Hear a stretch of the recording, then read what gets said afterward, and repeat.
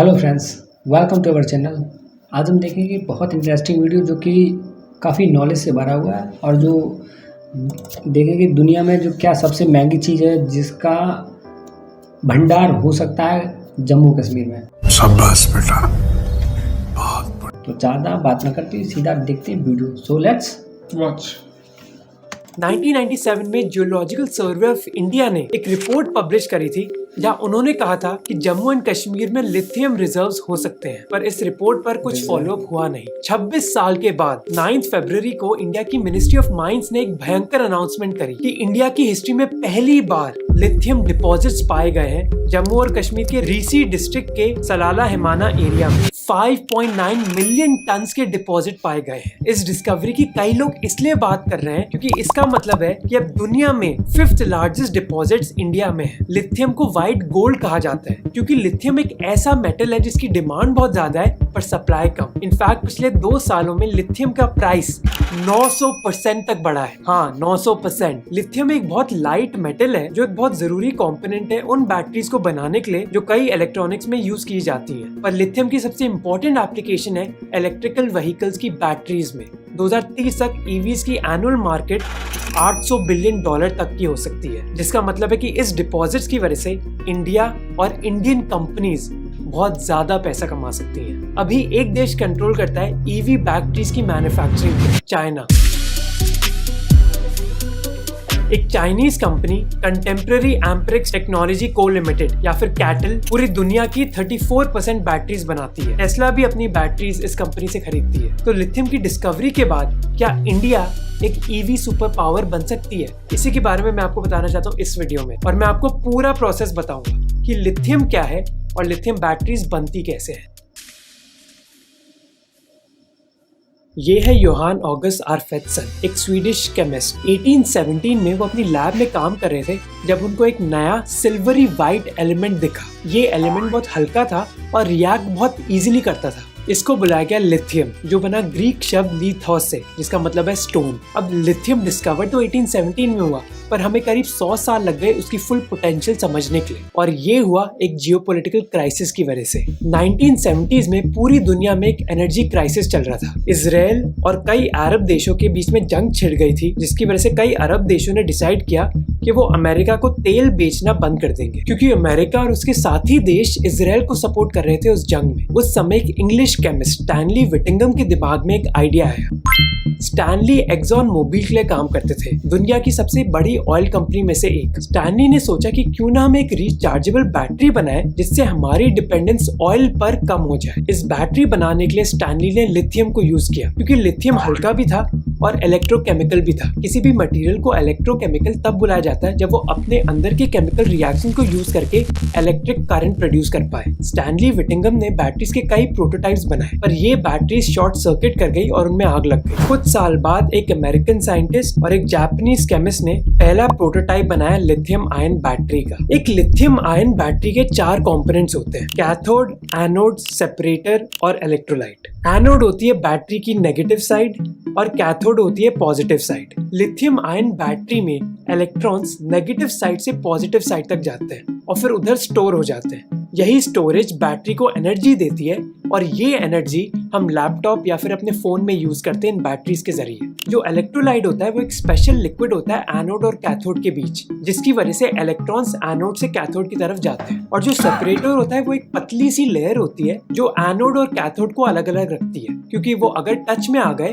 तो battery short circuit हो जाती है। पर लिथियम के अलावा उनको कई और चीजों की भी जरूरत पड़ती है। जैसे एनोड को बनाने के लिए लिथियम मिक्स किया जाता है ग्रेफाइट में, और कैथोड को बनाने के लिए लिथियम मिक्स किया जाता है कोबाल्ट या फिर निकल में। 1991 में सोनी ने इसी टेक्नोलॉजी को कमर्शियलाइज किया था, और उसके बाद लिथियम आयन बैटरीज वो अपने कई इलेक्ट्रॉनिक्स में यूज करने लग गए। इसलिए आप अपना कोई भी इलेक्ट्रॉनिक आइटम उठा लो, लैपटॉप हो, कैमरा हो या फिर फोन। इसके अलावा बड़ी बड़ी इंडस्ट्रियल मशीन्स और सैटेलाइट्स में भी लिथियम आयन बैटरीज यूज करी जाती हैं। पर करीब 90% लिथियम आयन बैटरीज आपके फोन या फिर दूसरे इलेक्ट्रॉनिक्स में यूज नहीं करी जाती, बल्कि उनकी डिमांड आती है इलेक्ट्रिक व्हीकल से। EVs, जिसके बारे में ही पूरी लड़ाई है। ये है टेस्ला मॉडल 3। आपको लग रहा होगा कि EVs बहुत नई चीज है, पर आप बिल्कुल गलत है। करीब 100 साल पहले EVs ऐसी नहीं दिखती थी, बल्कि ऐसी दिखती थी। 1900s में अमेरिका में करीब 33% गाड़ियां इलेक्ट्रिक थी, पर उनकी पॉपुलैरिटी गिर गई जैसे पेट्रोल और डीजल की गाड़ियां इंट्रोड्यूस हुई मार्केट में। उन EVs में ये प्रॉब्लम थी कि वो लेड एसिड बैटरीज यूज करती थी। लेड एसिड बैटरीज की प्रॉब्लम ये होती है कि उनको चार्ज करने में भी बहुत टाइम लगता है और गाड़ी लंबे रास्ते जा भी नहीं पाती, यानी कि इन बैटरीज की रेंज कम होती है। तो करीब 50 साल के लिए सब EVs को भूल गए। What? Bro, what are you talking about, man? पर ये चेंज हुआ 1970s में। ये वही समय था जब इजराइल और अरब देशों के बीच में जंग चल रही थी। तो यूएस जैसे देश सोच रहे थे कि हम अपनी ऑयल की डिपेंडेंस कैसे कम करें। इसलिए तब दो तरीके की नई बैटरीज आई मार्केट में, निकल कैडमियम बैटरीज और लिथियम आयन बैटरीज। अब ये बैटरीज लेड एसिड बैटरी से बेहतर जरूर थी, पर वो बहुत महंगी थी, जिसका मतलब था कि पेट्रोल और डीजल की गाड़ियों को नहीं हरा सकती थी। फिर 21वीं सदी में आई निकल मेटल हाइड्रेट बैटरीज, जिसको टोयोटा ने अपने हाइब्रिड गाड़ियों में स्टार्ट करना यूज किया। हाइब्रिड गाड़ियां वो होती हैं जो डीजल पेट्रोल भी ले सकती हैं और इलेक्ट्रिक भी ले सकती हैं। अब उस समय लिथियम आयन बैटरीज मार्केट में तो थी, पर ये माना जाता है कि ये बैटरीज बहुत अनस्टेबल है, इसलिए इन बैटरीज में आग लगने का डर ज्यादा था। पर जैसे जैसे लिथियम पर और रिसर्च होने लगी, EV car companies lithium ion batteries को यूज करने लग गई। इस वजह से आपको 90% से ज्यादा EVs में लिथियम आयन बैटरीज ही मिलेंगी। इसके कई कारण हैं, जैसे इन बैटरीज की हाई एनर्जी डेंसिटी है, यानी कि वो छोटे से एरिया में ज्यादा एनर्जी स्टोर कर पाते हैं। दूसरा कारण है कि लिथियम हल्का होता है, इसकी वजह से ये बैटरीज भी हल्की होती हैं। अगर बैटरी हल्की है तो गाड़ी भी हल्की होगी, और अगर गाड़ी हल्की है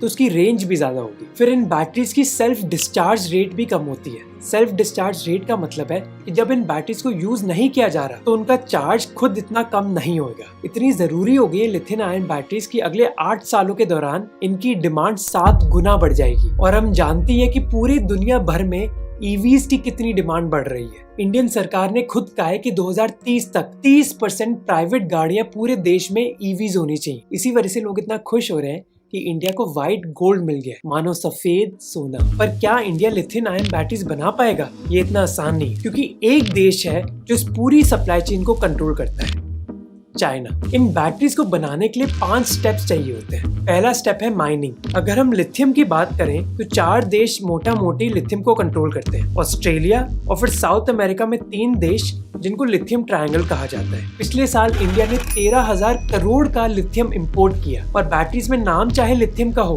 पर हमें दूसरी चीजों की भी जरूरत होती है, जैसे कोबाल्ट या फिर निकल। तो अगर इंडिया को लिथियम मिल भी जाए, कोबाल्ट, निकल और मैग्नीशियम जैसी चीजें तो हमें इंपोर्ट करनी ही होगी। दुनिया का 60% कोबाल्ट है एक अफ्रीकन देश डेमोक्रेटिक रिपब्लिक ऑफ कॉन्गो में, और इस देश का करीब 70% माइनिंग सेक्टर पर चाइनीज कंपनीज का कब्जा है। दूसरा स्टेप है रिफाइनिंग का। एक बैटरी बनाने में जो मटेरियल्स होते हैं वो बहुत साफ होने चाहिए, इस वजह से लिथियम और निकल जैसी चीजों को रिफाइन करना पड़ता है। और इस स्टेप में भी कब्जा है चाइना का। चाइना के पास दुनिया का 13% लिथियम है, पर प्रोसेसिंग में उनका 58% तक कब्जा है। चाइनीज कंपनीज ने $1 बिलियन की डील साइन कर ली है बोलिविया से, ताकि वो बोलिविया से लिथियम को इंपोर्ट करें और चाइना में प्रोसेस करें। ऑस्ट्रेलिया का जो सबसे बड़ा लिथियम माइन है, उस पर मेजॉरिटी शेयर भी एक चाइनीज कंपनी का है। फिर तीसरा स्टेप है बैटरी के कंपोनेंट्स को बनाना, कैथोड, एनोड, इलेक्ट्रोलाइट या फिर सेपरेटर। दुनिया का 78% कैथोड कहाँ प्रोड्यूस होता है? चाइना।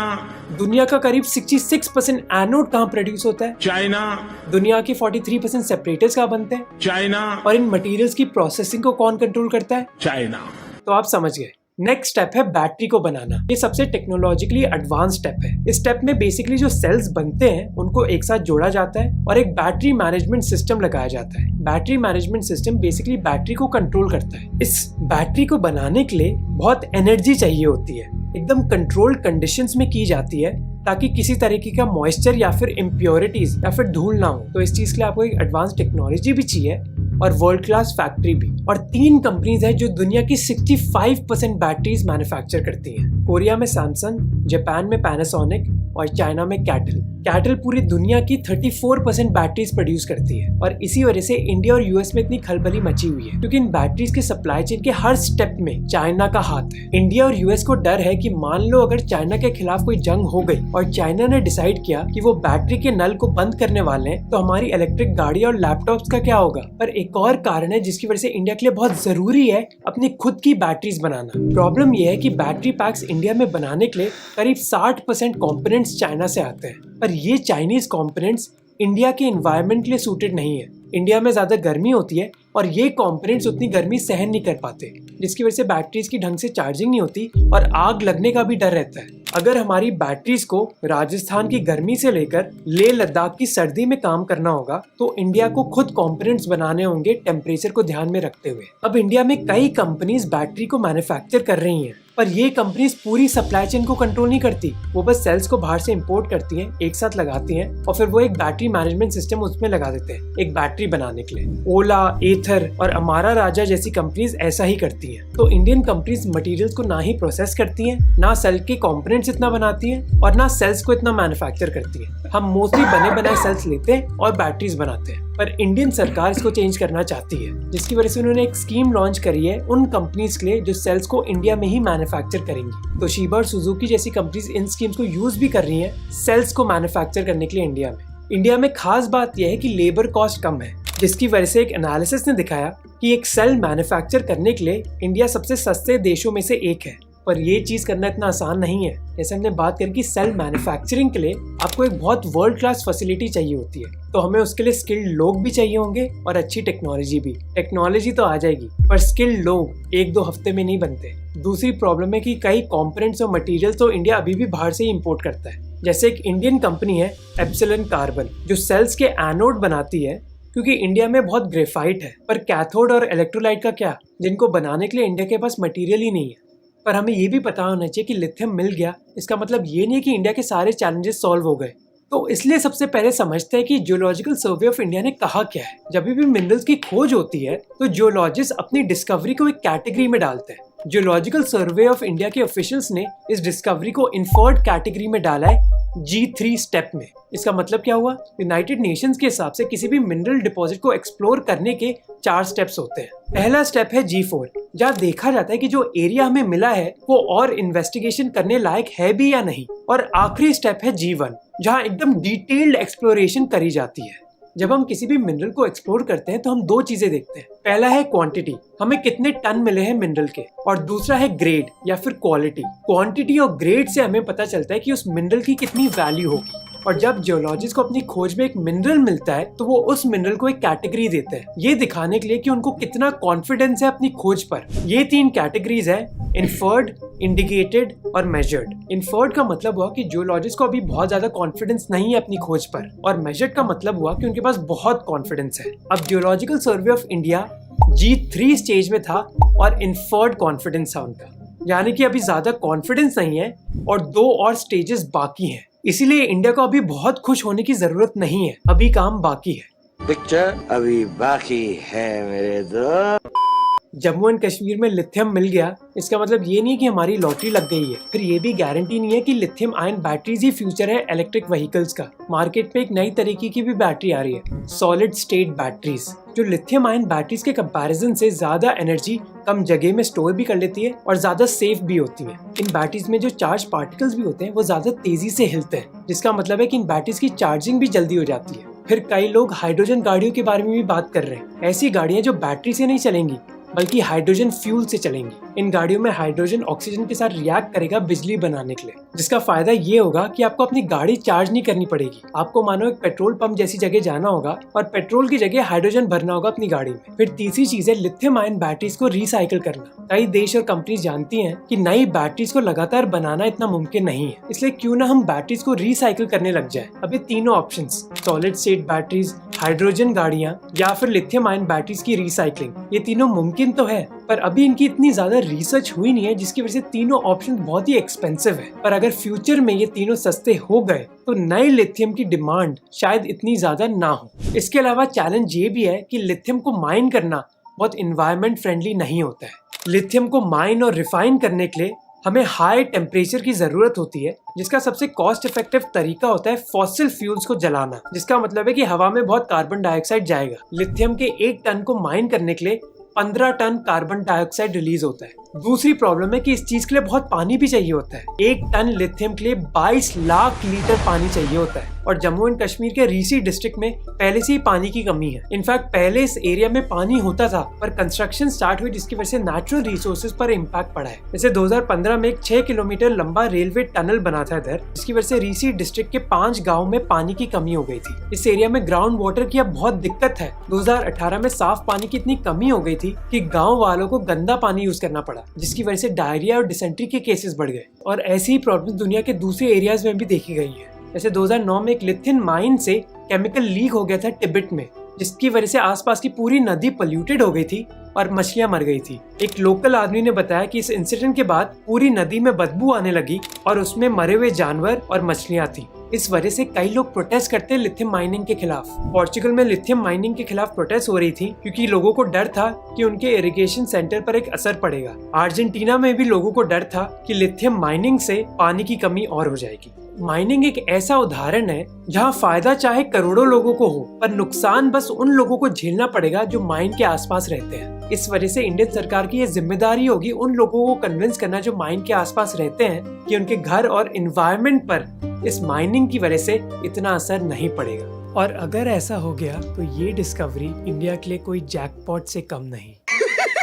पैसा ही पैसा होगा।